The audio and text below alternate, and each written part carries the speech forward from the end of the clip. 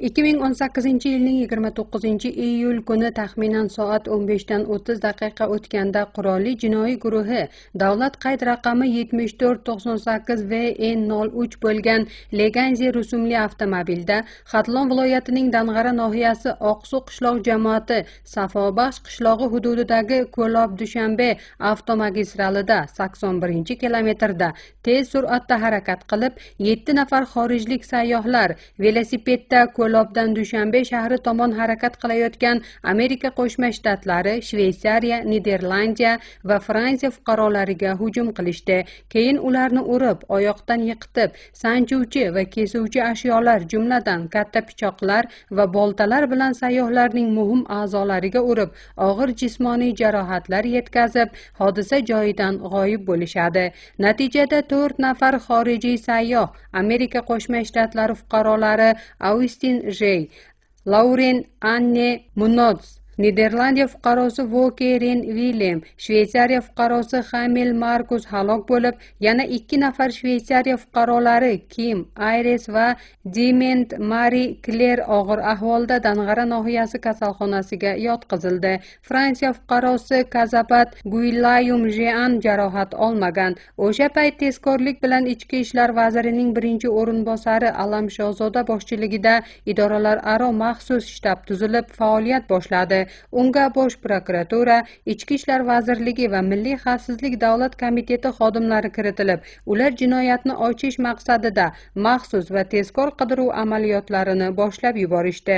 Huquqni himoya qilish organi xodimlari hodisa joyida zudlik bilan hozir bo'lishib, ro'y bergan hodisa yuzasidan odam o'ldirish alomatlari bilan Tojikiston Respublikasi Bosh prokuraturasi tomonidan jinoiy ish ochilib, jinoyatni ochish va jinoyatchilarni qo'lga olish uchun kechiktirib bo'lmas tezkor qidiruv amaliyotlari yo'lga qo'yildi.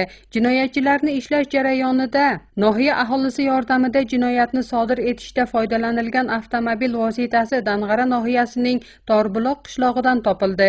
Keyinchalik jinoyatchi Abdusamadov Sen Abdusamadovich qo'lga olindi. Boshqa jinoyatchi Yusupov Asliddin Sadriddinovich boltadan foydalangan holda qurolli qarshilik ko'rsatib, ichki ishlar organi xodimi, Ichki ishlar vazirligining uyushgan jinoyatchilikka qarshi kurash boshqarmasi boshlig'ining birinchi o'rinbosari, militsiya polkovniki Nazarzoda Jumaxon Mahmadrasulning qulog'i atrofiga zarba berganligi uchun zararsizlantirildi. Natijada Nazarzoda Jumaxon Mahmadrasulning salomatligiga og'ir zarar yetkazildi. Hodisa joyi va avtomobil vositasini ko'zdan kechirish vaqtida ashyoviy dalillar, jumladan pichoq va kesuvchi bolta, bitta qo'l telefoni, 2 yuk xaltasi, sport poyabzali, Panj nohiyasi istiqomatchilari Majidov Asomiddin va Safarov Zafar nomiga berilgan 2 pasport topilib, olib qo'yildi. So'roq jarayonida qo'lga olingan Abdusamadov Sen Abdusamadovich ushbu uyushgan qurolli jinoiy guruh rahbari ekanligini tasdiqladi. Abdusamadov Sen Abdusamadovichning ko'rsatmasidan ma'lum bo'lishiga ko'ra, u 2014-2015 yillarda 4 marotaba Eron Islom Respublikasining Qum va Mozandaron shaharlariga borib, ideologik harbiy diversiyon ta'lim olib, u yerda Islom tiklanish partiyasi terrorchi ekstremistik tashkilotining faol a'zosi, qidiruvdagi jinoyatchi Qori Nosir taxallusli Ubaydov Nosirxo'ja Ahtamovich bilan uchrashib, bay'at qilish orqali Islom tiklanish ekstremistik partiyasi safiga kirgan. 1992-yildan Islom tiklanish partiyasi terrorchi ekstremistik tashkilotining faol a'zosi bo'lgan jinoyat buyurtmachisi Ubaydov Nosirxo'ja Ahtamovich 2005-yildan buyon Jinoyat kodeksi 187-moddasi bilan rasmiy qidiruvda turibdi. Keyin Abdusamadov Husayn Abdusamadovich Tojikistondagi davlat va jamiyat xavfsizligini buzish maqsadida Ubaydov Nosirxo'ja Ahtamovichning bevosita rahbarligida ushbu jinoyatni boshqa sheriklari bilan birga vahshiylarcha sodir etishgan. Jinoyatni sodir etishgandan keyin ular Panj nohiyasi orqali Afg'oniston Islom Respublikasiga qochib o'tib, terrorchi guruhlarga qo'shilishni maqsad qilishgan. Aniqlanishiga ko'ra, Abdusamadov Husayn Abdusamadovichning akasi Mulla Umar taxallusli Abdusamadov Baxtiyor Abdusamadovich Turkiston Islom harakati terrorchi tashkilotining a'zosi hisoblanib, ayni paytda terrorchi ekstremistik xususiyatga ega jinoyatlarni sodir etganligi uchun jinoiy jazoni o'tamoqda. Shuningdek, tezkor qidiruv va tekshiruv amaliyotlarini o'tkazish jarayonida 4 nafar jinoyatchilar Majidov Asomiddin, Safarov Zafar, Yusupov Jafariddin Dangara nohiyasining Osmondara qishlog'ida tezkor guruh tomonidan topilib, sanchuvchi va kesuvchi ashyolar, jumladan pichoq, bolta va o'roq bilan huquqni himoya qilish organi xodimlariga qurolli qarshilik ko'rsatganliklari sababli hodisa joyida zararsizlantirildi. Ushbu uyushgan jinoiy guruhga aloqadorlikda gumonlanib, Kulyab shahri istiqomatchilari Sharipov Dilovar, Nazarov Jamshed, Jayhun nohiyasi istiqomatchisi Sayfiddinov Vaysiddin va ushbu uyushgan jinoiy guruhni mablag'lashtirganligi uchun Norak shahri istiqomatchisi G'aniyev Karomatullo Ismatulloyevni qo'lga oldilar.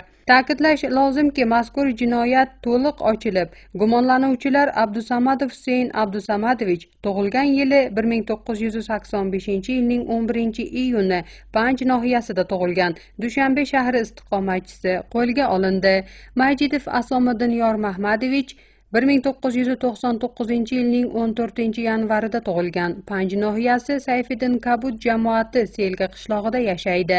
Safarov Zafarjon Jumayevich 1999-yilning 14-noyabrida tug'ilgan, Panj nohiyasi Sayfiddin Kabud jamoati Selga qishlog'ida yashaydi.